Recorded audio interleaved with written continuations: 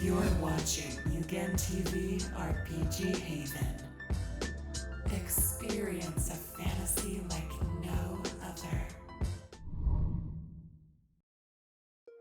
Hey guys, it's MugenLord here, and before we dive into today's topic, I just want to let you guys know, if you haven't checked out my previous video where I talked about Square Enix wanting to remake and revive a lot of the SNES era RPGs that they made in the past and bringing them into the new art style, which is HD 2D.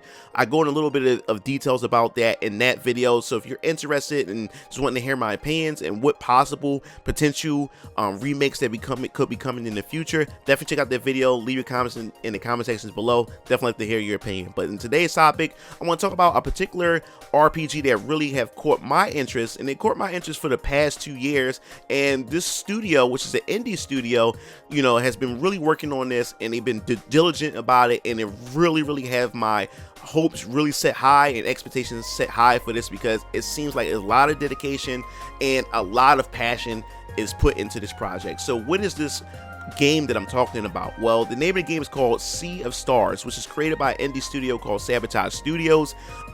Their whole goal is to just pretty much give us that 90s aesthetics when it comes to JRPGs or RPGs of that era, and bring it into a more modern scope and a more modern time that we have today. And I really appreciate that. Now, for those of you who are familiar with Sabotage Studio, and I'm just introduced to this studio, if you guys are familiar with them, they are also the developers behind another game called The Messenger. Well, guess what? Sea of Stars is actually the prequel to The Messenger, so this is pretty much in the same universe, which is also pretty dope that this indie company is wanting to keep everything tied in closely together, which is pretty cool. And what I love most about this is the art style itself, because it does have that 90s classic art style to it, which reminisces everything of the SNES era and everything that I loved of JRPGs, especially back in the day. Now, if you guys aren't familiar or you getting this Chrono Trigger type feel from it, well, of course it was inspired by Chrono Trigger, and in fact I believe one of the music composers of Chrono Trigger have created a few tracks also for this game, which is also pretty cool. So that's something that they definitely wanted to go for with this.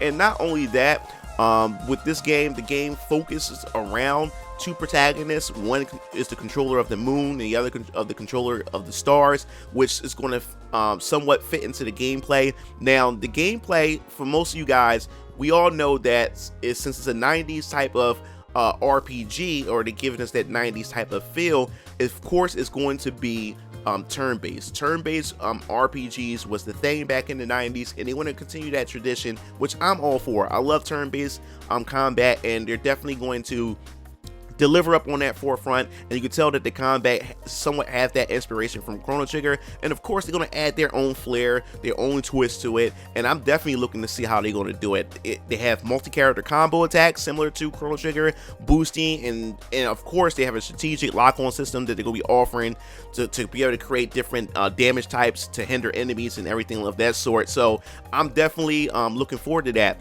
So also, they also have an immersive take on the genre. No random encounters, no transitions to separate battlefields, and no grinding, which is also a thing that was, especially in the 90s. 90s was always about grinding in RPGs, so they also want to give us that modern feel, like what today's RPGs is for modern gamers today. Is, it's not much grinding involved in most modern RPGs, so they also want to make this accessible and enjoyable for everybody to get their hands on this. And what I love most about these type of studios is because they fill in the void, they fill in the gap of what we're missing when it comes to classic RPGs. Now today, everything is more action-based, action-heavy, cinematic, jaw-dropping, high fidelity graphics. But I will say this, when it comes to pixel art, when it comes to sprite work, especially in today, man, these indie studios have been doing a really good job of filling that void, and the sprite work is just beautiful in this game.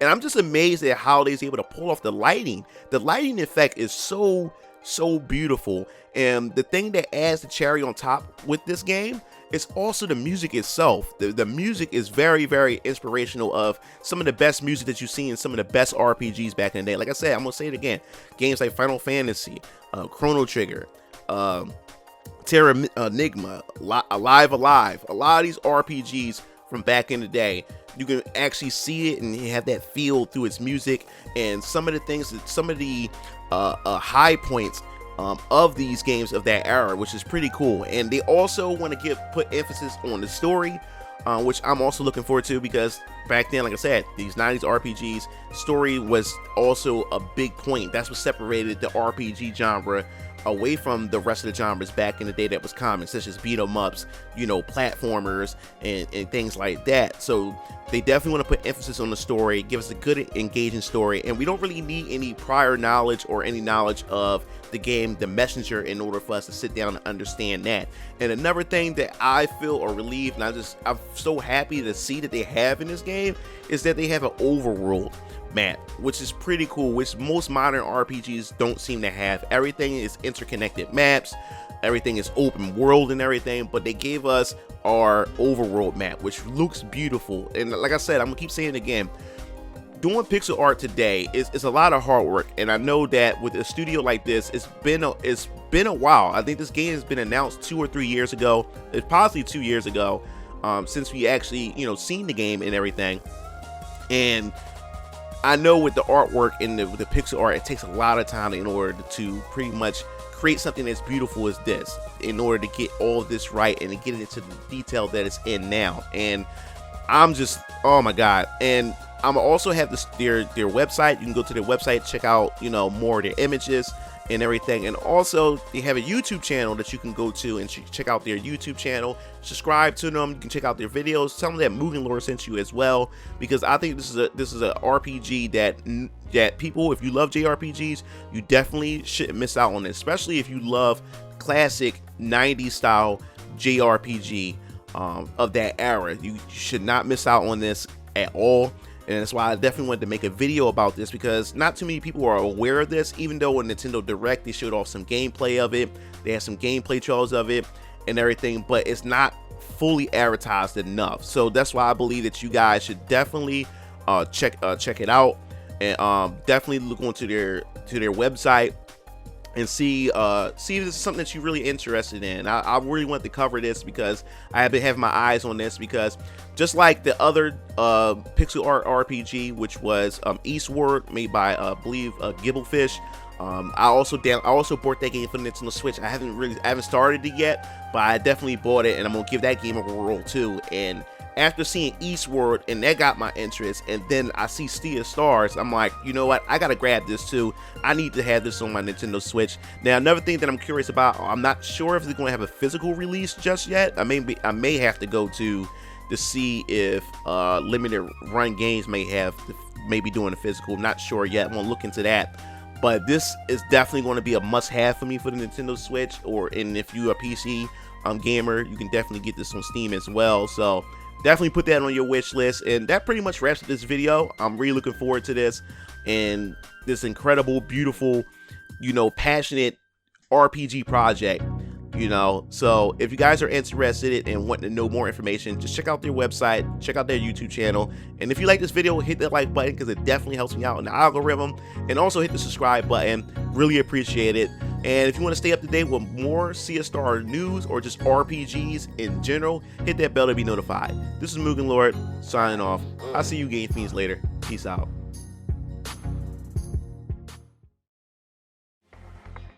It looks like you reached the end of the video.